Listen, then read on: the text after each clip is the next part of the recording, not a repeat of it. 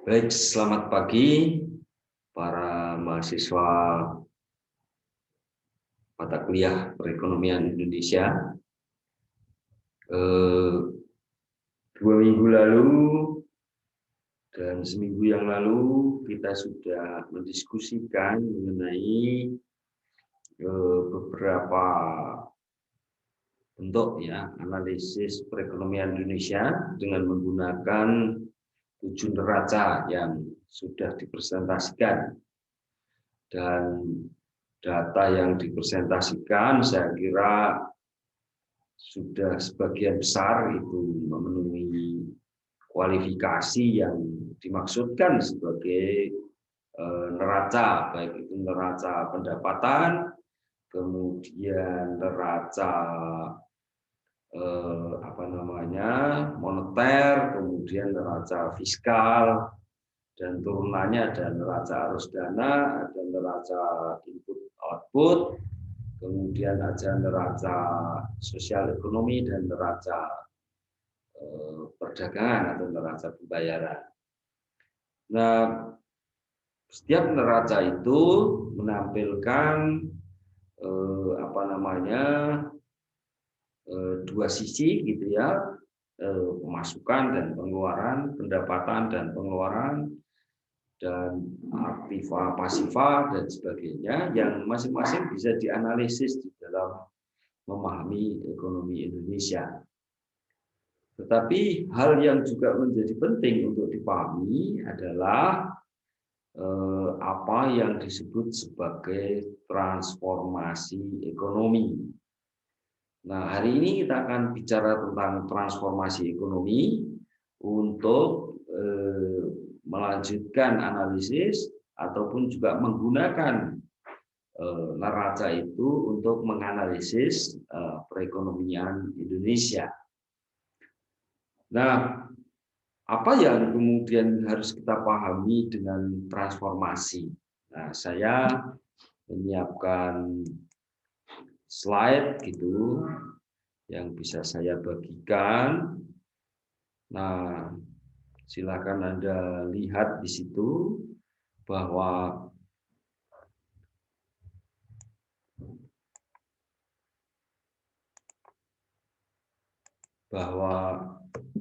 kita harus bisa membedakan antara transformasi dan perubahan.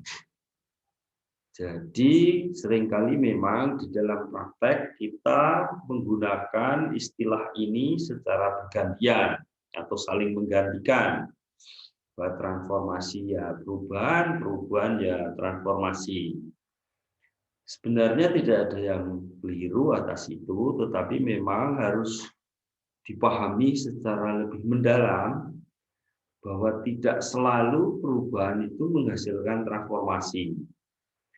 Nah, karena biasanya perubahan pada skala kecil itu sekedar mengganti sesuatu tanpa memperhatikan efek yang ditimbulkan atau hasil yang optimal diharapkan.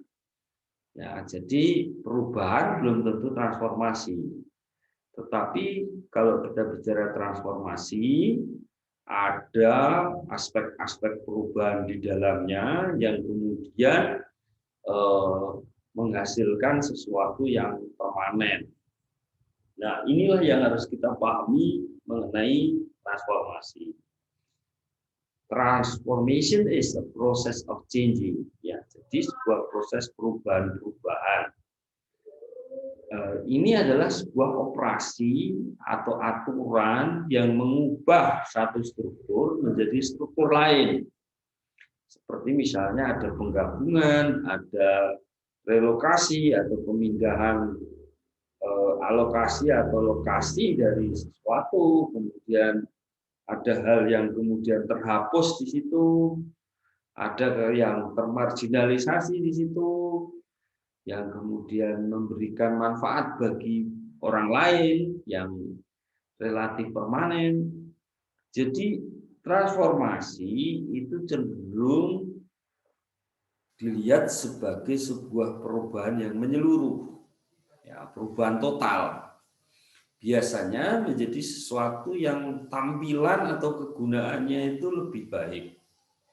Ya, bahwa itu kondisinya juga bisa up and down gitu ya, turun naik, siklikal dan sebagainya. Tapi dalam jangka panjang itu menunjukkan sebuah tampilan yang sifatnya itu lebih baik gitu. Nah, transformasi tidak memerlukan suatu tekanan dari luar, tetapi biasanya transformasi itu lahir dari tindakan yang dipertahankan secara terus-menerus dan terjadi perubahan-perubahan mendasar dari dalam itu sendiri. Sebagai contoh misalnya pandemi COVID-19 ini kan faktor eksternal, faktor eksogen yang kemudian dengan sangat terpaksa menghasilkan perubahan. Perubahan apa? Perubahan kelas dari offline ya, luring menjadi daring, misalnya begitu. Dari offline menjadi online. Nah, apakah kemudian respon perubahan ini itu akan menghasilkan kondisi yang lebih baik? Nah, memang kita tidak berpretensi untuk ke sana, tetapi setidak-tidaknya proses pembelajaran itu berjalan. Mudah-mudahan lebih baik. Nah, ini adalah sebuah kondisi yang disebut sebagai perubahan. Nah, kalau perubahan itu ya kemudian dilakukan terus-menerus dan dikawal dengan baik, lalu dipantau, dipelihara, dan prosesnya itu disadari, kemudian diupdate supaya bagaimana kemudian pembelajaran daring itu bisa dimiliki oleh para pelaku dan punya kesadaran yang tinggi. Mahasiswanya juga punya kesadaran untuk belajar mandiri, kemudian dosennya juga memberikan stimulan-stimulan yang baik.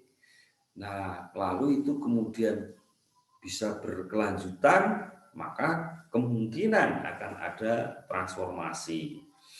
Tetapi kalau kemudian tidak ada proses pengawalan, kemudian para pemilik itu juga tidak dipantau apakah mahasiswanya juga makin maju apa makin mundur dengan perubahan-perubahan ini.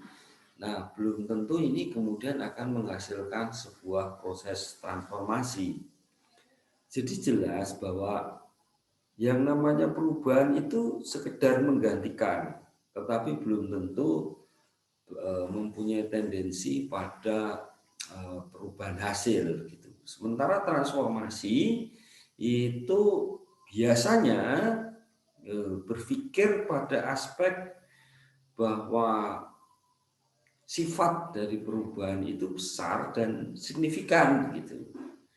Nah, transformasi juga biasanya bersifat fundamental dan jika dilakukan dengan benar, transformasi itu juga akan memiliki dampak yang permanen dan jangkauan yang lebih luas dari sebuah organisasi, baik itu organisasi ekonomi maupun sosial. Jadi dengan kata lain bahwa perubahan belum tentu transformasi, tetapi kalau transformasi itu dipastikan merupakan perubahan menuju bentuk, tampilan, dan kegunaan yang lebih baik.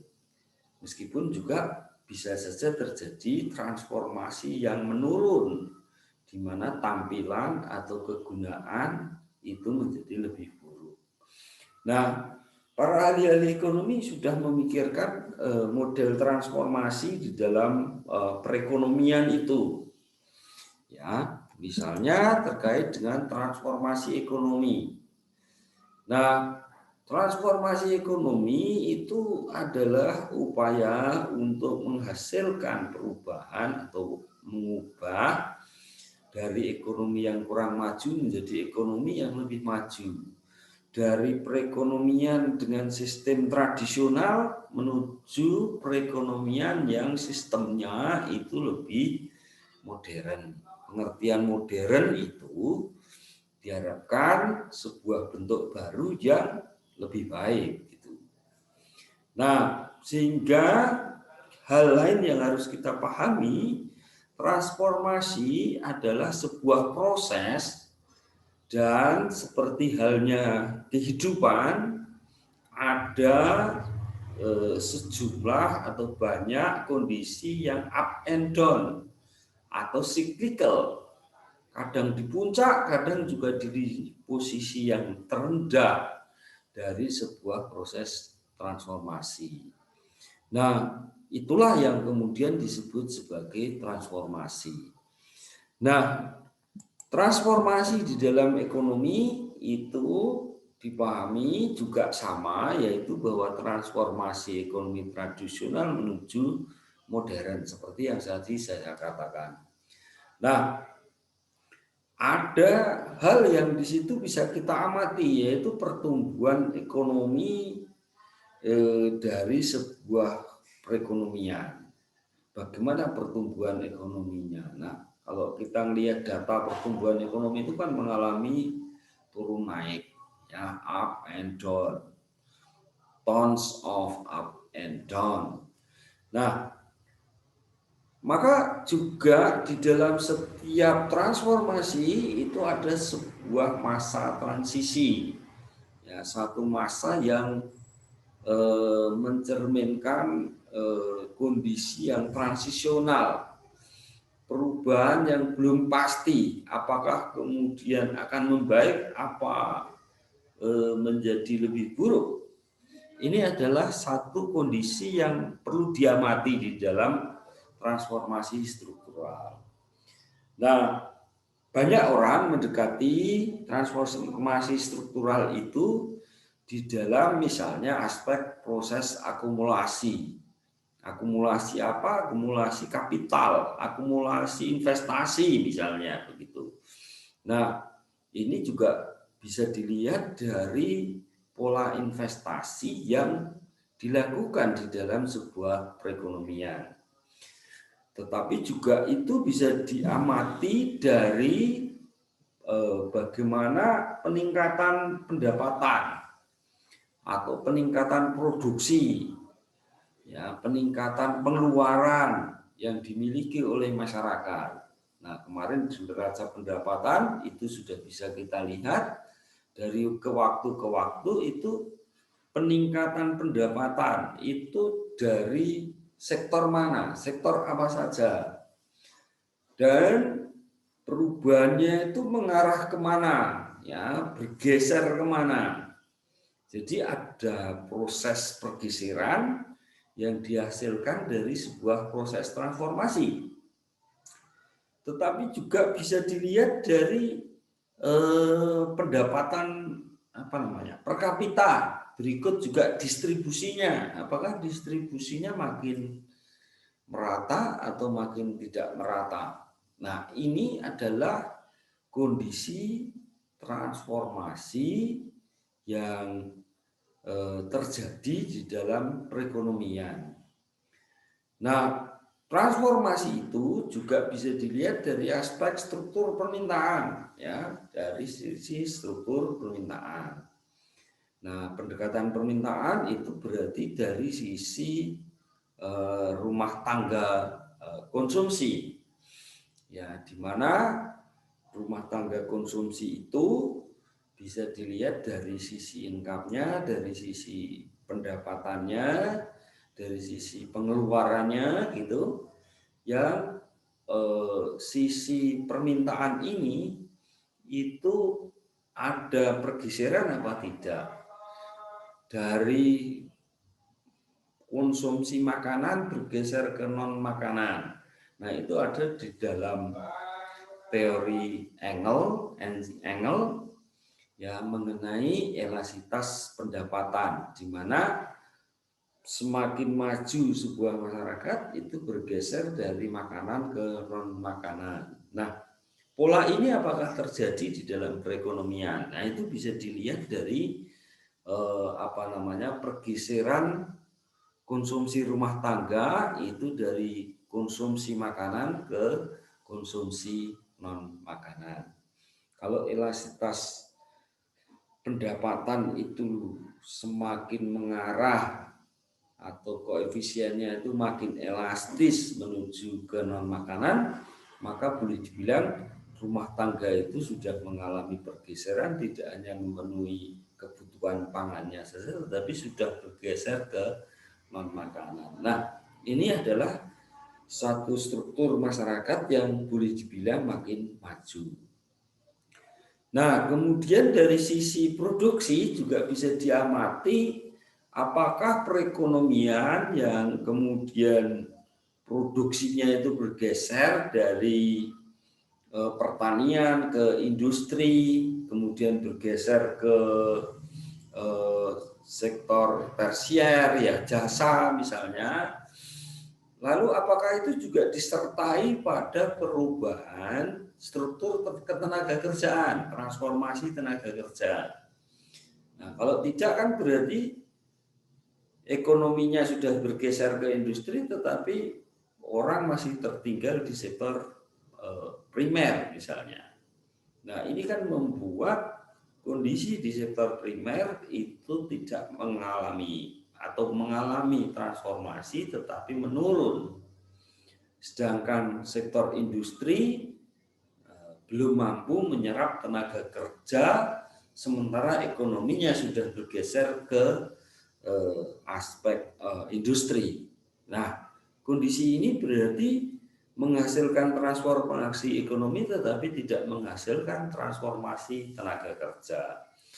Nah, kondisi yang bagus dari sebuah perekonomian harus mampu menggeser transformasi struktur produksi yang disertai transformasi struktur tenaga kerjaan.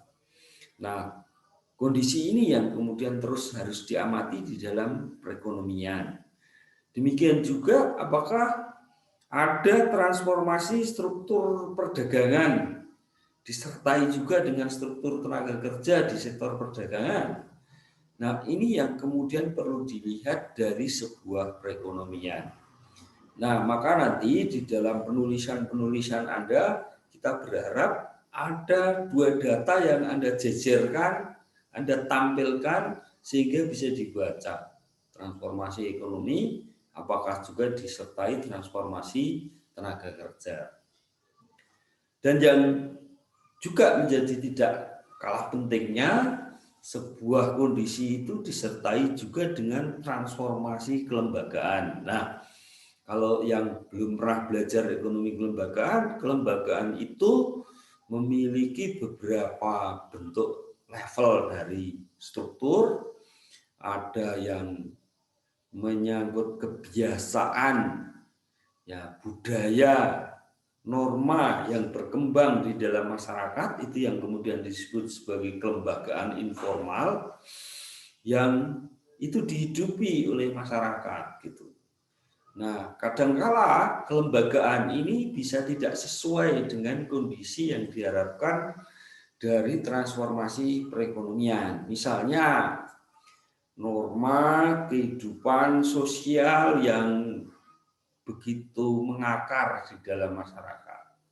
Tentu ini boleh jadi akan bertentangan dengan tuntutan ya bagaimana usaha ekonomi itu dilakukan. Ya, bayangkan saja kalau usaha ekonomi kemudian proses dari usaha ekonomi itu penuh dengan gaya sosial gitu. Kira-kira akan maju apa tidak? Baru dapat untung sedikit, kemudian dibagikan kepada tetangganya misalnya. Dan itu kan terjadi di dalam kehidupan sehari-hari. Nah, itu adalah kelembagaan pada level informal. Tetapi kelembagaan juga berkaitan dengan aturan yang lebih resmi, regulasi, kebijakan. Nah, apakah ada transformasi kelembagaan di dalam kelembagaan formal? Apakah ada pergeseran aturan-aturan di dalam kehidupan berbangsa dan bernegara atau kebijakan ekonomi di satu negara? Nah, itu yang disebut sebagai kelembagaan. Nah, kelembagaan ini baik formal maupun informal akan menentukan perilaku dari para pelaku ekonomi. Ya. Nah, perilaku ekonomi ini itu juga akan menentukan apakah kelembagaan itu efisien, apakah kelembagaan itu efektif untuk menentukan perilaku dari para pelaku ekonomi. Semakin aturan itu mampu diterjemahkan atau bahkan menentukan perilaku aktor, perilaku pelaku ekonomi, maka aturan itu efektif untuk mempengaruhi perilaku ekonomi. Tetapi kalau kemudian aturan itu tidak dipatuhi oleh para pelaku, namanya aturan yang tidak efektif. Nah, hal ini menjadi ikut menentukan di dalam transformasi ekonomi itu. Nah, digambarkan secara lebih luas, tidak hanya menyangkut struktur tenaga kerjaan, tetapi pergeseran dari sektor usaha primer ke tersier itu apakah disertai proses yang efisien, punya daya saing, atau secara ekonomis juga punya skala kelayakan yang memadai dan sebagainya, itu bisa dievaluasi di dalam transformasi struktural itu.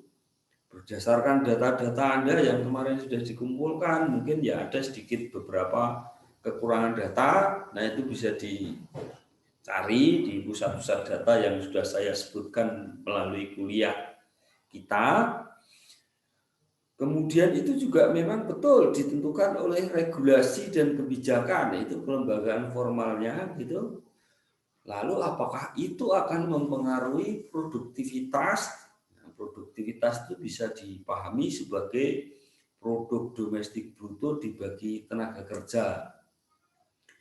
Atau kalau itu juga berkaitan dengan pendapatan, ya pendapatan usaha bisa juga dengan pendapatan atau produk domestik bruto sektoral dibagi dengan jumlah orang yang bekerja di sektor itu. Itu yang juga disebut sebagai PDB per kapita. Itu kan bentuk pendapatan dari masyarakat atau rumah tangga. Nah, apakah rumah tangga itu atau pelaku itu mempunyai pergeseran ya, hasil dari rumah tangganya dari primer ke sekunder atau ke tersier.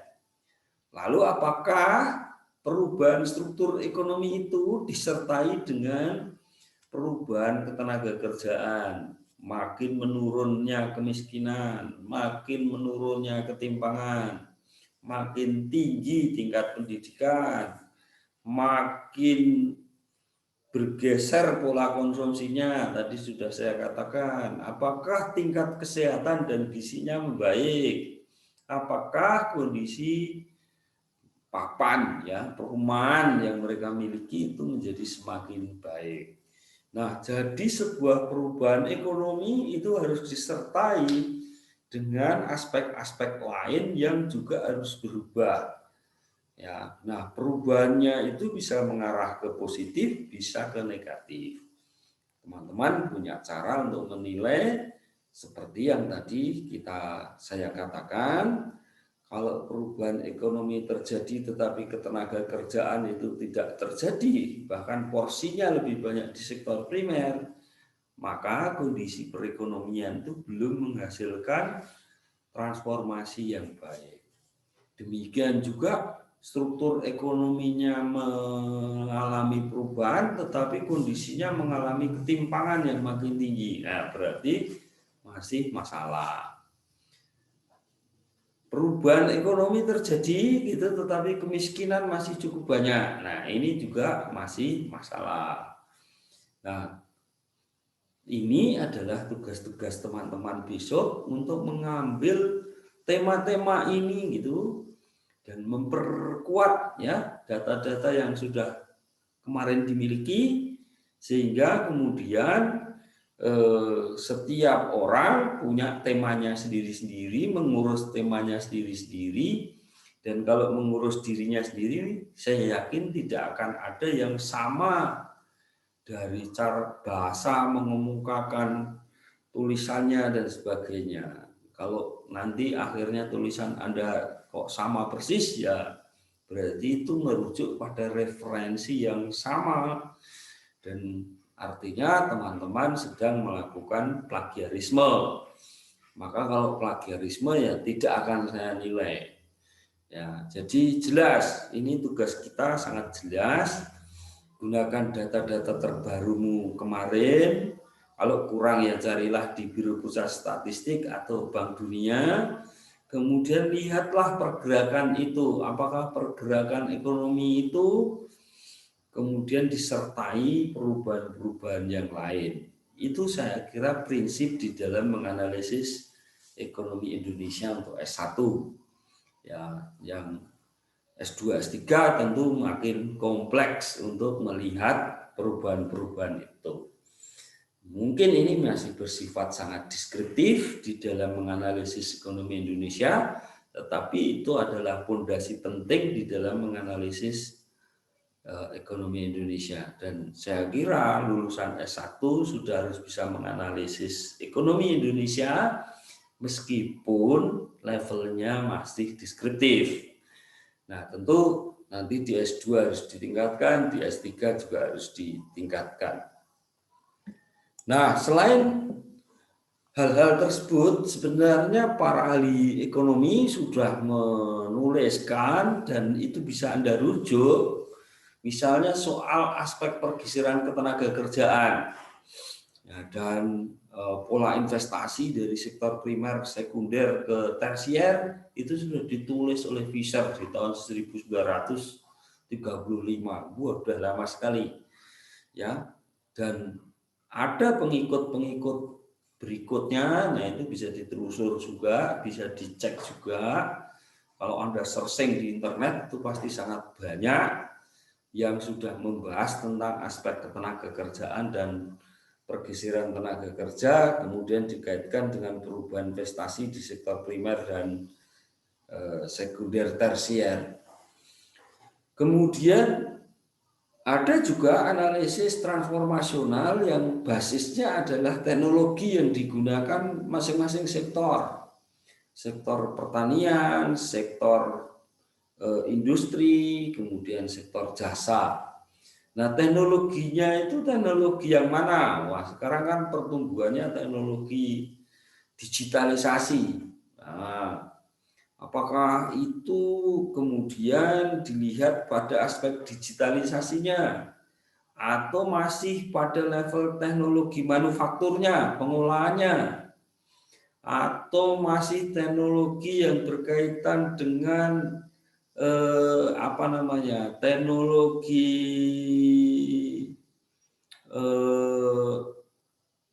inputnya misalnya gitu.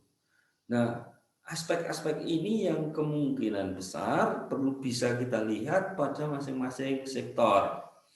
Nah, mengenai transformasi teknologi nanti bisa kita lihat juga penekannya mau di mana, teknologi produksi, manufaktur, atau pada aspek teknologi informasi.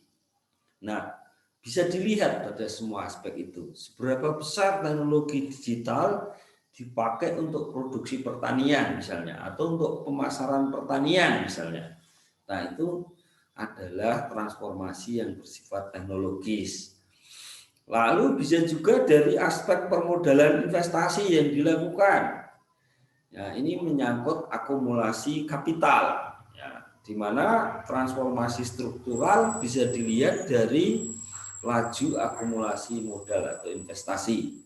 Itu juga sudah dibahas oleh Rostow di tahun 60-an, kemudian sudah dibahas oleh Lewis di tahun sebelumnya yaitu 54, dan kemudian ada pengikut-pengikut dan pendukungnya. Silahkan di-searching di internet, saya yakin sangat banyak. Kemudian dari aspek peningkatan pendapatan, nah ini menyangkut pola-pola pembangunan menurut Sirkin dan Zenery, itu juga sudah banyak sekali pengikutnya, ya silakan nanti di searching juga. Atau menggunakan gaya yang lebih luas, kan pembangunan harus menciptakan kesejahteraan sosial yang lebih luas. Nah, bisa juga dilihat di data-datanya Biro Pusat Statistik, apakah ada pergeseran kesejahteraan menyangkut 7 hal yang tadi sudah kita singgung di depan. Ya, ini 7 hal: ketenagakerjaan, kemiskinan, ketimpangan, tingkat pendidikan, pola konsumsi, kesehatan. Nah, ini adalah kesejahteraan menyeluruh dari pembangunan itu sendiri atau ekonomi itu, perekonomian itu. Nah, apakah perubahan struktur ekonomi disertai kesejahteraan yang menyeluruh dari perekonomian? Nah, ini bisa seperti itu juga. Jadi silakan mau diambil berbagian atau secara keseluruhan, itu adalah pilihan-pilihan yang bisa Anda ambil, dan tentu pilihan itu tidak membuat Anda akan sama dengan yang lainnya. Nah, itulah yang disebut sebagai transformasi struktural. Kemudian transformasi teknologi itu melekat pada sebuah proses produksi maupun jasa atau operasi yang hari ini telah memasuki industri 4.0. Industri 1.0 itu adalah mekanisasi. Ya, itu kekuatannya ada pada teknologi energi, ya. Energi, yaitu mekanisasi. Jadi industri 4.0 lebih pada produksi sebenarnya.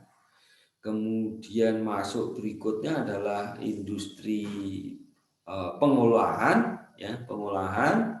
Kemudian industri 3.0 itu lebih ke otomatisasi, komputerisasi, dan berbasis pada elektronik.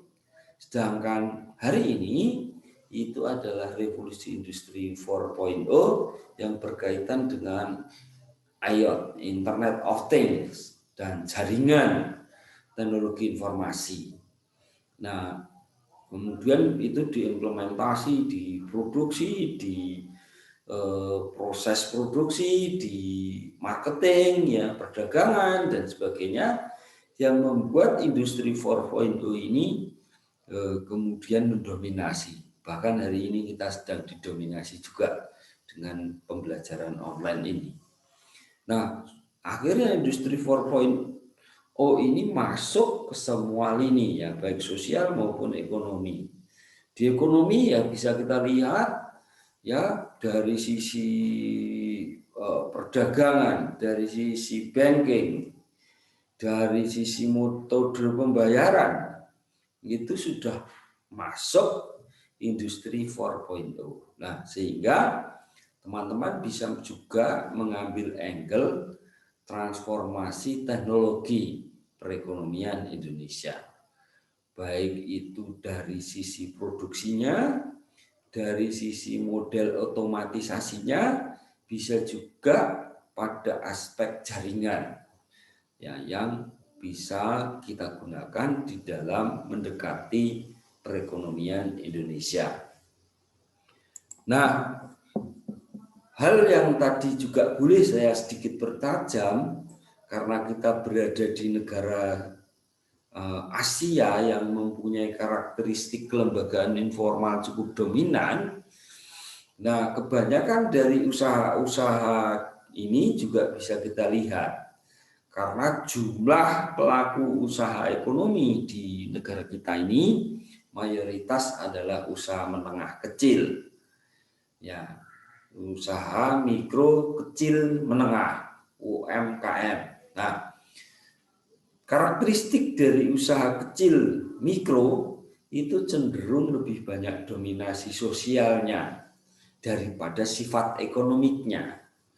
Nah, ini yang membuat kondisi itu tidak match antara tuntutan hari ini dengan kondisi yang dimiliki oleh UMKM. Sebagai contoh misalnya terkait dengan digitalisasi UMKM gitu. Kebetulan saya sedang melakukan penelitian tentang digitalisasi UMKM. Yang menarik bahwa banyak UMKM itu bukan pelaku otonom. Jadi mereka tergantung pada jejaring yang lebih tinggi. Misalnya saja dia berusaha membuat sepatu atau sandal yang kemudian sandal ini dia produksi untuk menyetor ke hotel misalnya. Nah, ini kan ada relasi antara hotel dengan pelaku UMKM ini. Nah, ketika mereka kemudian didorong digitalisasi, mereka keberatan. Ya, kenapa keberatan? Karena mereka takut kalau nanti hotelnya tidak mengizinkan dia untuk menjual barang dagangannya itu. Ada ketakutan kalau nanti dia mandiri melalui sistem bisnis online, itu akan mengakibatkan hotel tidak order lagi ke dia. Nah, hubungan relasi kuasa seperti ini itu ternyata menentukan proses digitalisasi itu dilakukan apa tidak oleh UMKM. Lalu juga faktor-faktor lain soal kebiasaan menggunakan, sejauh mana mereka memahami bisnis online, apakah bisnis online itu juga berbiaya. Nah, ini aspek-aspek yang ikut menentukan apakah bisnis atau transformasi teknologi online itu diterima atau tidak oleh pelaku UMKM. Nah, jadi digitalisasi UMKM atau e-commerce itu sendiri masih membutuhkan waktu karena ada faktor kelembagaan yang melingkupi usaha-usaha UMKM ini untuk bertransformasi. Jadi tidak mudah untuk mentransformasi UMKM. Seringkali juga disebabkan karena faktor persyaratan yang tidak memadai misalnya. Misalnya mereka punya bisnis makanan, tapi untuk dikirim ke sesuatu yang jauh, nah berarti butuh pengawetan. Nah, kalau butuh pengawetan, butuh investasi lagi yang mungkin tidak murah. Karena kalau bisnis makanan yang dikalengkan misalnya, itu membutuhkan banyak persyaratan. Harus punya standar kelayakan dapur yang memadai dan memenuhi kualifikasi tertentu. Harus memenuhi standarisasi sertifikasi halal dan tidak halal dan sebagainya yang kemudian membuat digitalisasi UMKM itu tidak mudah. Nah, inilah bentuk-bentuk dari transformasi kelembagaan dari sebuah perekonomian, dan saya ingin Anda memilih sebagian kecil dari tema-tema yang sudah ada ini, lalu Anda menuliskannya di dalam artikel, ya, bukan paper tapi artikel. Nah, artikel itu ya tentu saja cukup 3-4 atau 5 halaman, 3-5 halaman, tetapi sudah bisa dipakai untuk mengekspresikan pendapatmu terkait dengan transformasi ekonomi Indonesia. Tetap semangat, dan saya yakin Anda bisa belajar dan bekerja mandiri untuk tugas-tugas ini, Sehingga saya mengharapkan ada hasil penulisan yang baik, meskipun itu hanya artikel, pendapat, pandangan yang Anda buat ya di dalam artikel itu. Demikian kuliah kita hari ini. Saya sungguh berharap teman-teman para mahasiswa menikmati situasi pandemi ini dan tetap produktif. Salam ekonomi Indonesia. Salam Pancasila.